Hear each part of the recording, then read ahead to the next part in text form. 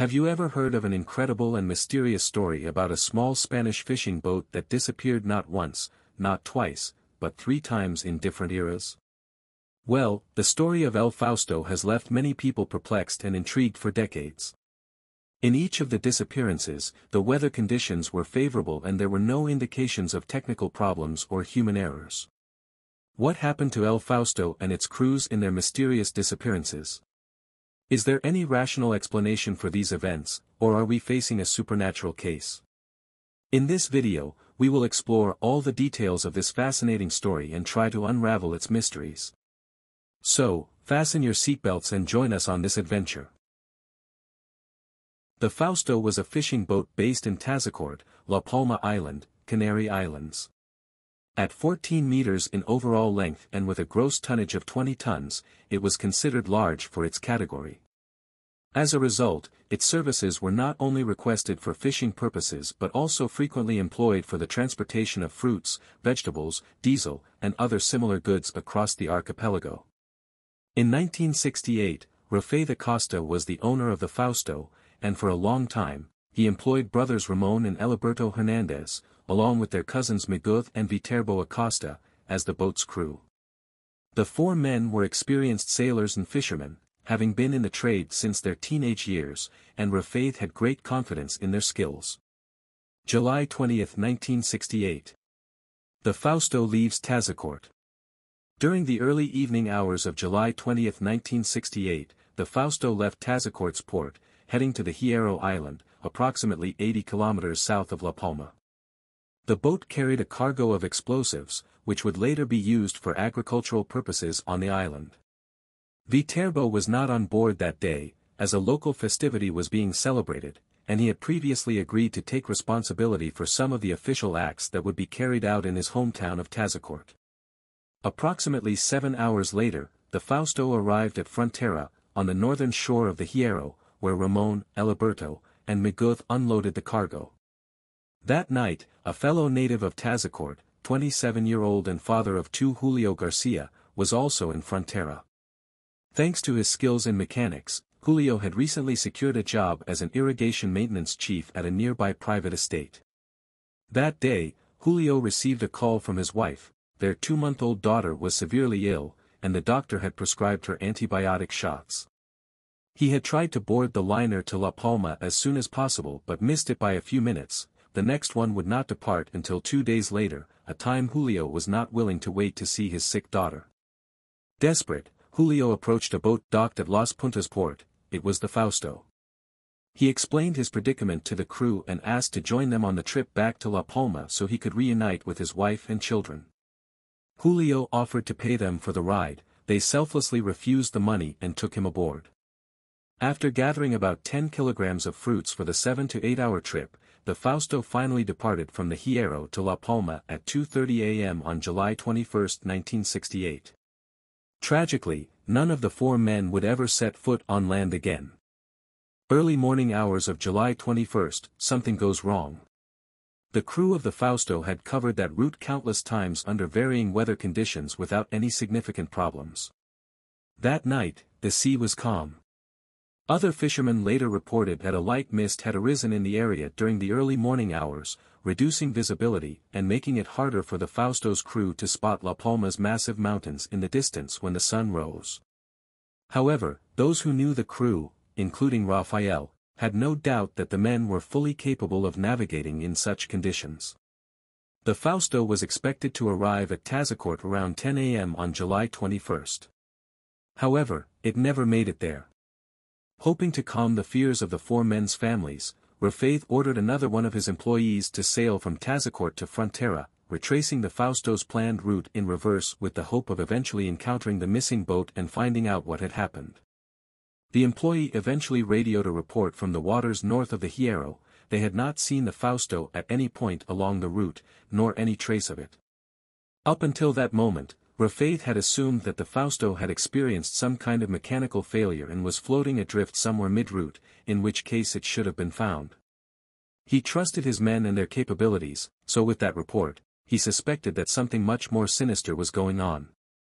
Rafael promptly contacted the authorities and the search and rescue team. July 22. Looking for the Fausto. An emergency message was radioed to all the ships that could have been in the area and west of the archipelago. The Fausto was now officially missing at sea. At noon, a Casa 2.111 bomber took off from the island of Gran Canaria and headed west. Despite the thorough search and the optimal weather conditions that day, sunny, no clouds, and excellent visibility, the plane's crew returned to base empty-handed. They hadn't spotted the ship, nor did the subsequent aerial and maritime searches deployed in the following days, each of which became increasingly more extensive. The idea of dealing not just with a case of a boat lost at sea, but instead with a sinking, began to take shape in the collective mind. The other possibilities being considered were not comforting either. Since the crew had only those 10 kilograms of fruits with them and very little fresh water, their chances of survival at sea were quite slim. There was no doubt that after a few days, they would not be searching for 4 men anymore, but rather for 4 dead bodies on a boat. July 25. A radio message from the Duquesa. Shortly after midnight, the maritime authorities received a promising radio message. The Duquesa, a British reefer ship coming from South America en route to the Netherlands, had spotted a small fishing boat that appeared to be adrift in the ocean. The boat's crew was apparently using a flashlight to signal their position. They reported a location, which placed them approximately 190 kilometers west of La Palma, way off the Fausto's original route. Not long after, the British vest confirmed that the mysterious boat was, in fact, the Fausto. Ramon, Eliberto, Miguel, and Julio were alive. Dehydrated, hungry, sunburned, and agitated, but alive. The good news quickly spread not only across La Palma but also throughout the entire archipelago. It seemed that, after almost 4 days of horror and hopelessness, there would finally be a happy ending. With the help of Spanish-speaking crew members, the Duquesa was able to communicate with the Fausto. After providing them with food, water, and cigarettes, they offered to tow them back to La Palma. And, unexpectedly for everyone, at this point, things took a strange turn. The 4 members of the Fausto's crew rejected the offer to be towed back. Instead, they asked to be given enough food to make it back to La Palma by themselves. When asked what kind of mechanical breakdown or failure they had experienced, they replied that their boat was fine and nothing was out of the ordinary. Later, the master and other members of the Duquesa's crew would note that, even though the 4 men were frightened by their near-death experience, they were far from being in the state of mental breakdown in which surviving castaways are often found. Nevertheless, the Duquesa accommodated their request. The Fausto's crew received enough food for sailing 18 hours full ahead, and a generous food and water supply for the trip. They watched the Fausto as it headed east back to the archipelago, and the Duquesa radioed an ETA of 1900 hours PM that same July 25 for the Fausto to reach Tazacorte. Back in Tazacorte, there was an overwhelming atmosphere of joy and relief. By 1800 hours, the whole town had gathered at the port, eagerly awaiting the Fausto's return. A celebration had begun, complete with wine, as the 4 men's families were the center of attention. They could barely contain their excitement, their eyes fixed on the ocean's horizon, waiting for their loved ones to come back. At 1900 hours, the Fausto hadn't returned to Tazacorte. Everyone at the docks encouraged the crew's family members not to despair. They were assured that the boat would probably arrive soon, perhaps in an hour or 2. Hours passed by, night fell, and aside from a few boats that had sailed earlier in hopes of encountering the Fausto, no ship appeared on the horizon. Refusing to let their fears creep back into their minds again, the wives and children of the sailors stayed on the docks, where they would spend most of the night waiting for a boat that would never return before giving in to the harsh reality: the Fausto was missing at sea once again. July 26. The search continues. Very early in the morning, this time, not 1 but 4 Casa 2.111 planes took off from Gran Canaria once more. The orders were clear: to fly towards the exact point where the Duquesa encountered the Fausto, establish that point as the new search's ground zero, and once there, look for the boat in an increasing radius. Several other ships, both military and civilian, including the Castor, a research vessel, joined the search. Aid was requested from mainland Spain, which sent Grumman hydroplanes, as well as 2 Douglas DC-4s that would help cover a search area in the ocean even larger than the entire Iberian Peninsula. At the time, the search for the Fausto became the largest search for missing persons in Spain's history, costing over 1 million pesetas, which would equate to approximately 2.26 million current USD. This search took place over several days. Despite the enormous effort and dedication put into the Fausto's case, the search was in vain. The Fausto was nowhere to be found in the ocean, and now the mystery was even more baffling than ever. Finally, on August 7, the search was called off. The Fausto was now officially listed as lost at sea. October 9, 1968, 10:54 a.m. Greenwich Mean Time. The Ana de Mayo finds something at the ocean. 2 months had passed, and little by little, the family members of the Fausto's crew were coming to terms with the loss of their loved ones. Whatever had happened to them, it was clear that they were not coming back. For the rest of society, the Fausto had started to become a thing of the past, and life was returning to normalcy. Meanwhile, at some point in the middle of the Atlantic Ocean, the Italian merchant ship Ana de Mayo was en route to Venezuela.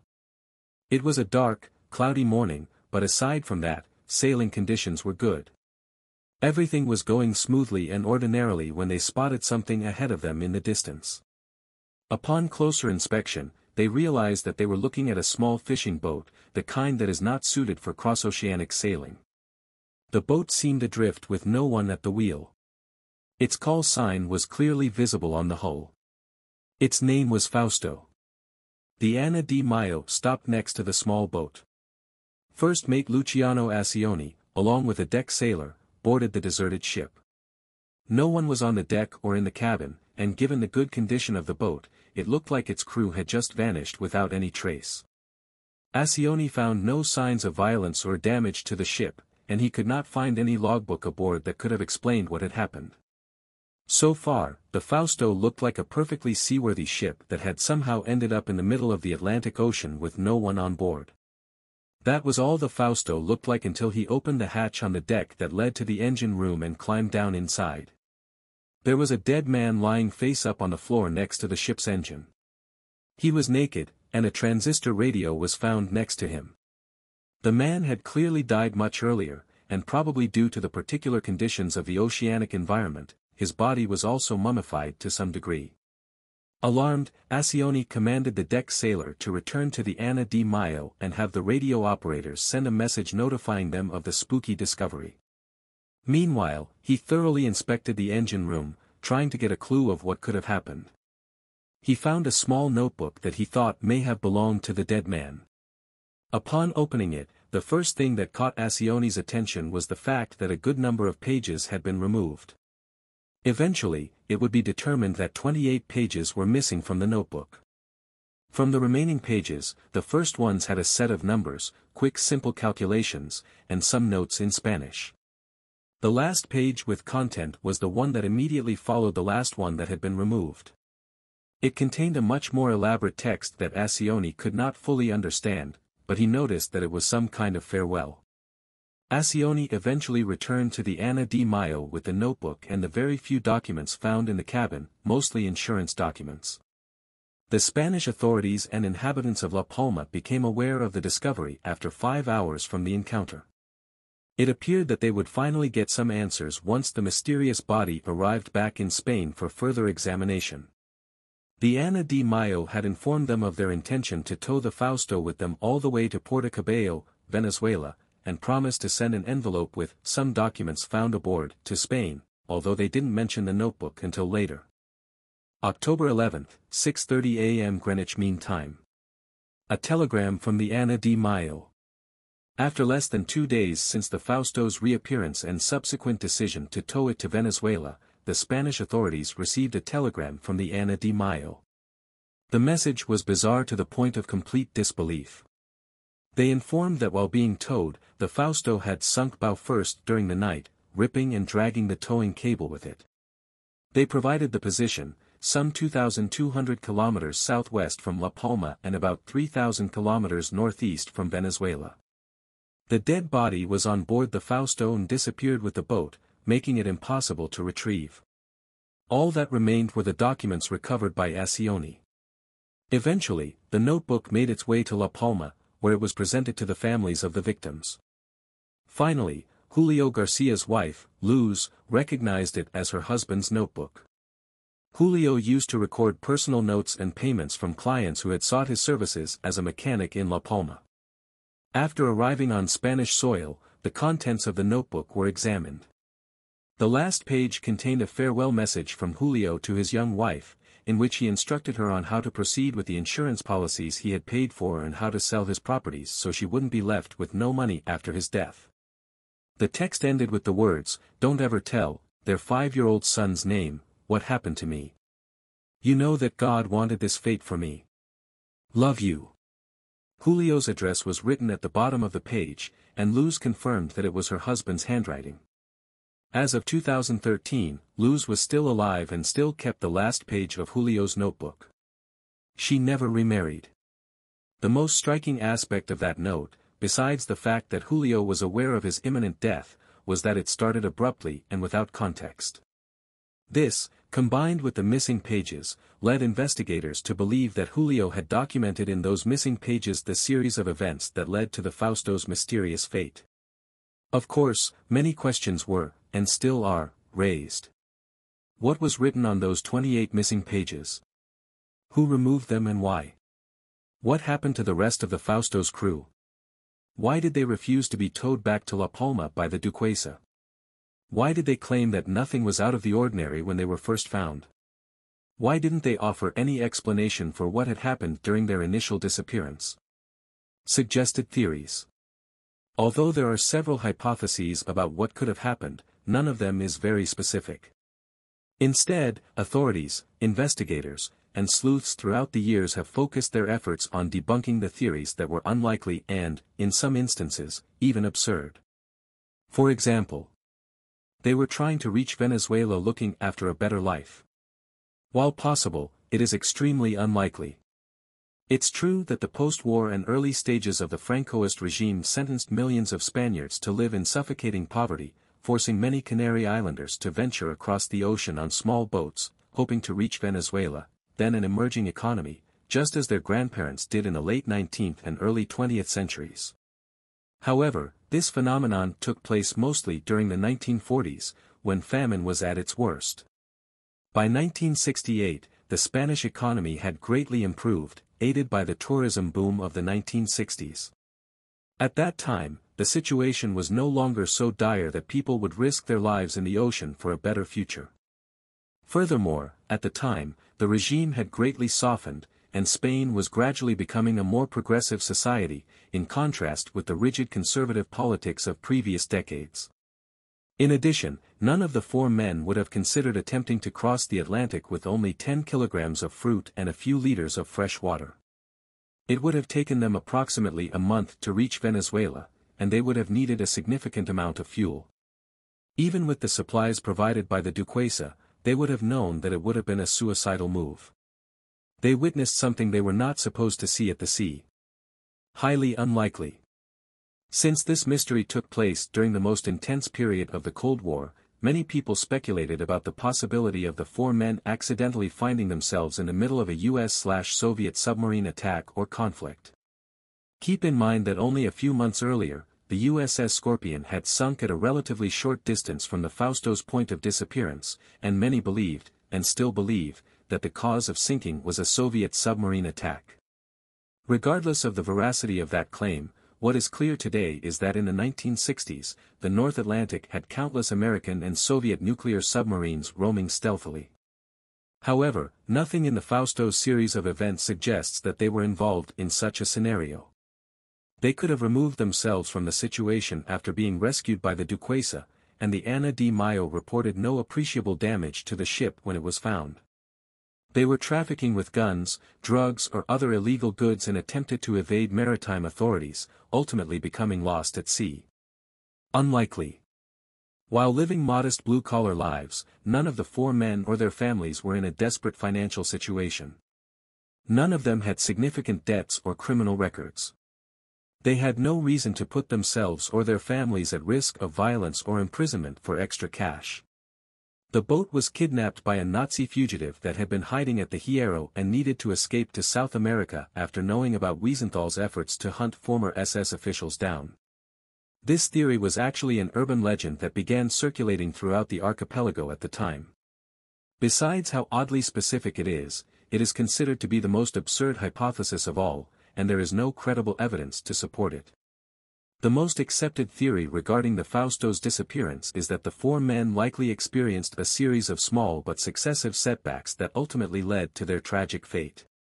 Due to the progressive worsening of their situation, the men slowly became irrational and frightened, and this agitated state of mind may have led to further mistakes and wrong decisions. However, the specific setbacks or problems that the men encountered remain unclear, and no one has been able to suggest a convincing theory, given the lack of traces and the bizarre series of events.